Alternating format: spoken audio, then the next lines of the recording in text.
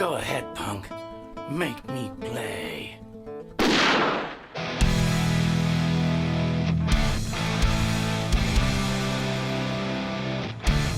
This is Bumping Into That Sound. Welcome to Bumping Into That Sound, the rock-centric music and tone podcast where we dive deep into the riffs, rhythms and stories behind your favourite artists, tracks and instruments. My name is Francis and I'm your host. Whether you're a classic rock enthusiast or just discovering the magic of it for the first time, we've got you covered. Each episode, we explore the story behind the sounds, the people and the equipment. For those that don't know, Bumping Into That Sound is part of the Bumping Into family of podcasts. The idea behind Bumping Into is long-form conversations across a wide range of topics. So, if you're into more than just music, head over to bumpinginto.com.au or search Bumping Into on your podcast player and discover a range of other podcasts from health to history and a swag of interesting people and insights. There's also a few of the original music-based shows on that channel. You can check them out because they might not have made it across to this one just yet. Today on the show, we have a very special guest, Jack Moore. Not only an incredibly talented musician in his own right, but Jack is the son of legendary guitarist Gary Moore. Jack's been carving out his own path in the music world, blending his father's blues rock legacy with his own unique style. I was fortunate enough to grab a small window of time with Jack in between some studio sessions where we spoke about his music journey, along with a new single that he's just released. But we also got to talk about his dad and some of his dad's equipment and the famous Gary Moore sound. I really enjoyed spending that time with Jack, who I know is super busy. Jack's also about to start working with Bob Daisley, who has worked with Gary Moore in the past. So stick around. This is a great episode. Jack, how you going? Is that better? Hey, how you doing, man? How's it I'm going? good. Yeah, really good. How are you going? Yeah, good. Thanks, man. Mate, I've got a running list of questions that I'm really dying to ask you. But I'm also really conscious of the fact that, while, you're the son of a famous musician and the world lost a famous guitarist, but you also lost a dad. So I'm very conscious of the importance around, how people view one thing differently without really looking at the big picture and how it can impact yourself when everyone sort of obviously wants to talk to you about your old man.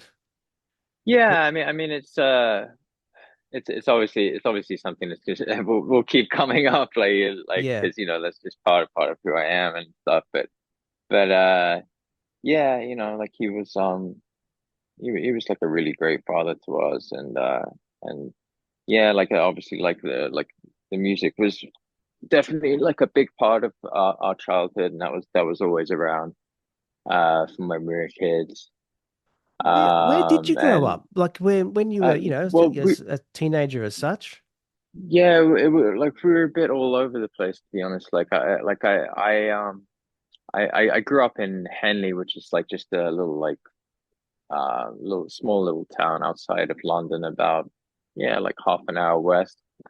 And yeah, and then like we moved briefly to Connecticut in America, like for about a year and a half.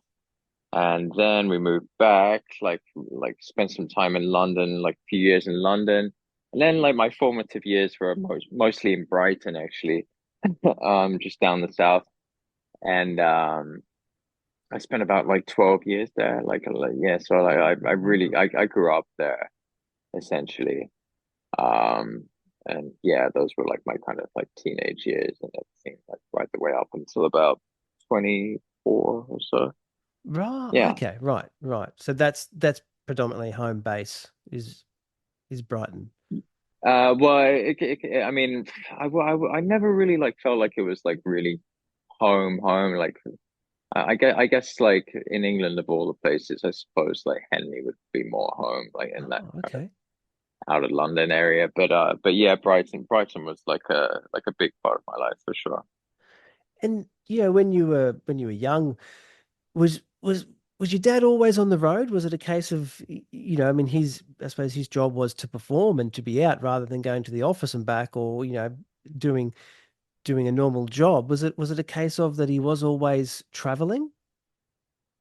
Yeah, there was definitely a lot of that. Like when I was young, you know, like sometimes I'd have to go on tour with him, you know, like I'd even like as like a 5 year old or something, I'd be like sitting by the stage sometimes, like while he'd do shows. And yeah, but you know, that was a really nice part of it. Yeah, that'd be a great You know, like memory. Yeah, yeah, a special yeah, memory to yeah, have. Yeah. I look back fondly on that. Yeah, it was pretty special. And Could growing definitely up, tell. was there always Sorry, go. musicians around? Is that something that you always? Yeah, I know. I often remember like people being around as a kid. Um, yeah. I mean, you know, obviously, like there are a lot of special people around Dad. I think I remember like some of my first kind of memories of musicians being around was when he was in BBM and Jack Bruce and Ginger Baker were around at the time. And yeah, no, I remember. I always remember fondly like being in the studio with them. Like I was around when they were recording one of their albums. Um, and yeah, they're all. I remember them really funny. Like Jack was like a really nice guy. Um, I didn't see like some of like the arguments. I don't. Yeah, I think it was a little bit fractious at times with them, but they were always really nice to me. That was a nice time for sure. Did you and your dad get to play guitar much? I mean, was that a thing that you always wanted to pick up and play, and he was always there to do it, or is it something that you picked up in the later years? Yeah, I mean, actually, yeah, I didn't start playing guitar until I was about 15, 16, which is, yeah, it's pretty unusually late for, you know, it's definitely later than you'd expect, I suppose. But yeah, like when I was starting out, he definitely gave me a lot of pointers. I didn't get to play with him as much as I wanted to, but he definitely gave me some very helpful tips and like techniques to kind of learn. But you know, like a lot of the time he kind of encouraged me to just go and like play myself and learn what kind of inspired me, which I think was the best and most productive way to get me to, you know, Yeah. enjoy playing guitar and like want to do it myself. So yeah, I think he made the right call there. And you reckon that, being the son of someone that's famous, is it been like I suppose it's going to have pros and negatives in that you're always going to be, I don't know, if compared or mentioned with, you know, your dad. But has it opened doors that normally perhaps wouldn't have been opened? Do you view it more positively on one side, or is it impacted you negatively at all? I no, I think it's always been a positive thing, but like sometimes I suppose like when I've wanted to be creative in some ways that you do kind of get like pigeonholed into a certain kind of thing. You know, everyone expects you to just be like a blues guitarist and Yeah. whatever, but you know, creatively I'd like to be a little bit more free than that uh and be without those kind of preconceptions, I suppose. Yeah. Uh but yeah, and like you know, obviously it helps stand out in certain situations. You know, everyone's always gonna have some preconceived ideas about you. I wouldn't say it's like held me back in any way. It's definitely opened some doors, but yeah, obviously you can get a little bit pigeonholed into certain things, and people would just see you as like a blues guitarist, even if you like, even if you want to be a songwriter or you know, Yeah. um, Yeah. yeah, it can be a little bit like that sometimes. Yeah. Have you noticed with so many people, they list your dad as their inspiration, or that sound is inspired them, or they chase the Gary Moore tone. Is there anyone that you've seen or come across where you've gone, yeah, I can see that connection. I can see that they're playing that chord the same way, or they're sounding the same way, that someone's really nailed that tone that he had? Um, to be honest, no. I think I can see his inspiration like in a lot of different places, like from like old kind of classic rock to newer kind of things. But I don't think anyone really sounds like him. I think he had like a really unique Yeah. uh both tone and individualistic style that's kind of inimitable with him. I don't think there's anyone out there like that. Yeah. Um, so yeah, Yeah, yeah, no, I don't think I you can agree. I copy think that. he was a pioneer in the way he sounded, and the way he mixed things, like the sweet blues tone, but it also was a very high gain hard rock sound, and then some of it had that Irish music influence into it as well. I mean, I just there's just so much to make that so special. It's quite unique.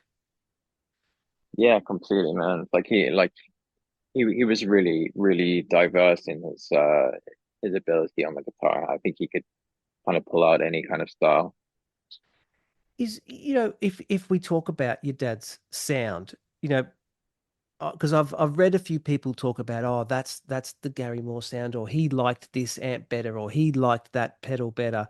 Um, is there for you, when you think of your dad's sound, is there something that you pin it down to? Is it, for example, I've heard people say, oh, he liked his 1959 Plexi Marshall, and other people say, no, no, no, Gary Moore was a JCM 2000 DSL man. That was his sound. Is there anything in if someone said to you, well, what is it that's this package that's going to get you as close as Gary Moore, that you would say is that sound?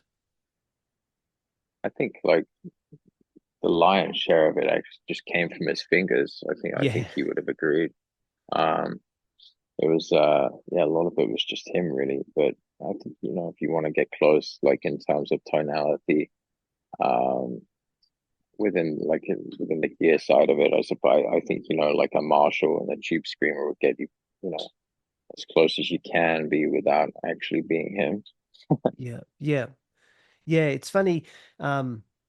For me, I associate him more with like the One Night in Dublin sound, or the Blues Alive album, which was quite high gain. But then you listen to people like Eric Steckel will say, oh, he associates it more with the Plexi Marshall, the earlier type tone. Um, they still sound like him, but they're very different in how they sort of come together. It's amazing how you can have that, like you say, it's in his hands, but changing that equipment. And I guess also too, when you listen, when you come in. So for me, I came into Gary Moore at the Blues Alive album. So that is my association with him and his sound. And when I go backwards from that, I don't think it sounds as good as what I've heard from that point forward. So there's always that point, as when you entered, is, I guess, going to have a mark as to what you define that person's signature sound. Yeah, completely. Yes. Um, yeah, I suppose the most important thing is that you kind of maintain your own unique identity, like no matter what kind of gear you use. Yeah, yeah. With his I mean, do you still have much of his equipment? Is there much of his guitars and amps that you're still able to keep? Yeah, we still have like quite a few things. We've got some guitars like all locked up in London.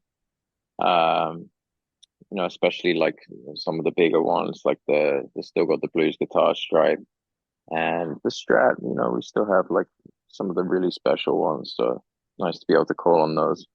Yeah, yeah. Well, is that something that because you've got your own career, you well into music, and you're working on plenty of projects. Do you ever bring out any of that stuff to work on your own projects? Yeah, do you know, I've been thinking about it more and more. Like I should be using I'd like to use the Strat especially for a few of my things. So like when I get back to England, I'm gonna pull it out, I think, for some of the more rockier projects.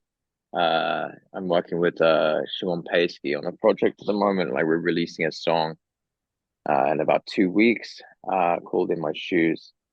Um, Okay. that's a more kind of classic rock kind of feel. And I'd love to bring out some of his guitars and kind of it'd be nice if you make it a little bit more special.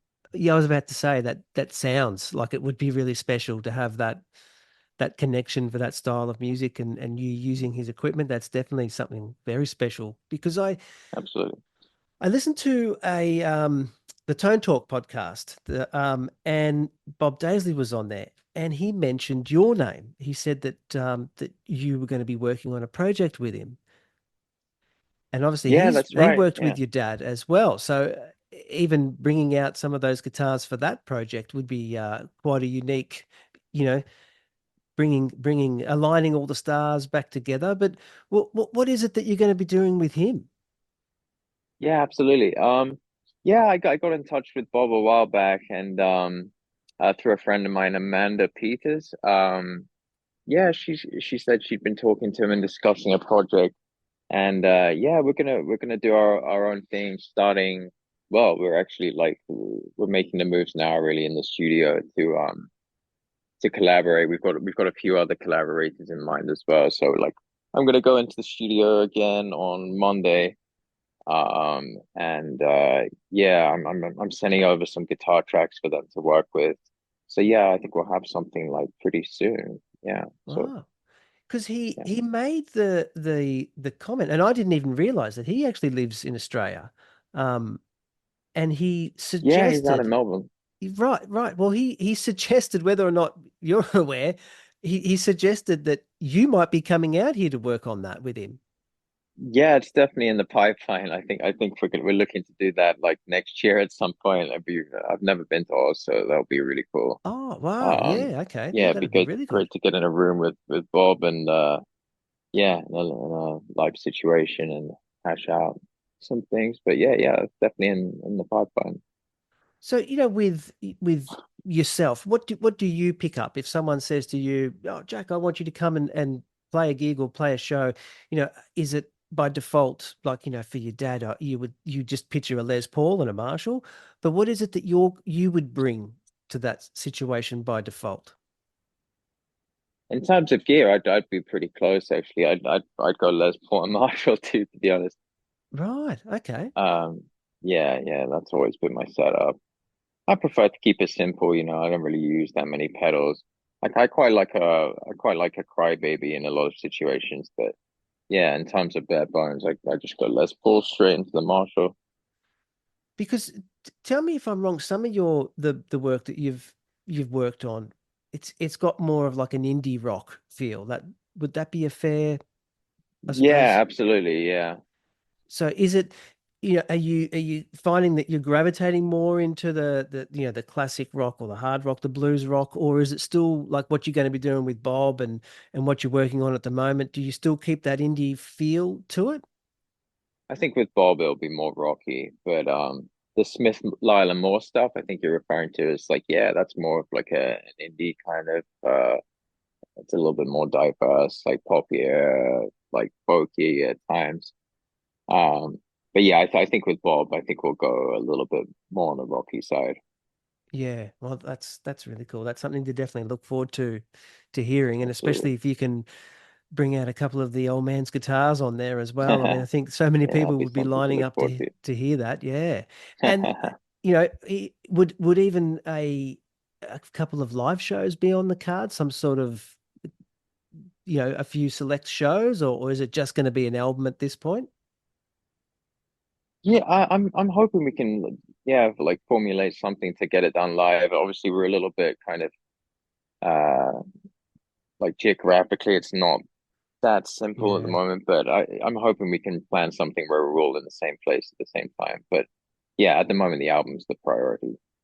Yeah, right. Yeah, I know it's hard. You're sort of spoilt where you are. You can hop on a plane and in an hour you can be Yeah, in so many yeah, different that's it. places where we're really, we're a day of flying away just to come to one spot. And it's Yeah, always that's it. difficult and Can it's be a little always bit difficult. expensive. Yeah, yeah. Well, I hope it does happen. I certainly hope that you can Absolutely. get down here and put some live show. People get the chance to come and see you playing live. There'd be plenty of people that would line up to see that. So that's something I definitely hope you can make happen. Me too, man. Be an absolute pleasure to play out there. Jack, I don't want to keep you. I know you're strapped up for time, so I could bail you up all my night and all your afternoon. So, Of course, man. mate, look, Um, I appreciate it. I appreciate you making the time. I appreciate you jumping on. I really do. Absolutely, man. Likewise. Thanks very much for sticking to the end of the show. I hope you enjoyed it. If you did like it, if you could please leave a 5-star review or hit the like button, you would be so surprised at how much that helps other people find the episodes. So it is greatly appreciated. If you're interested in other topics, you can check out the original podcast, which is called Bumping Into. Head to bumpinginto.com.au. There you'll find podcasts that cover history, health, a whole range of different topics. If you're wanting to find out more about this episode, anything that was mentioned on this episode or this podcast, you can head to the new website, which is bumpingintothatsound.com.au. Find the episode page, and I always do my best to list follow-up links and details that make it easy for you to find out more. Thanks again for stopping by, and I'm looking forward to bumping into you next time.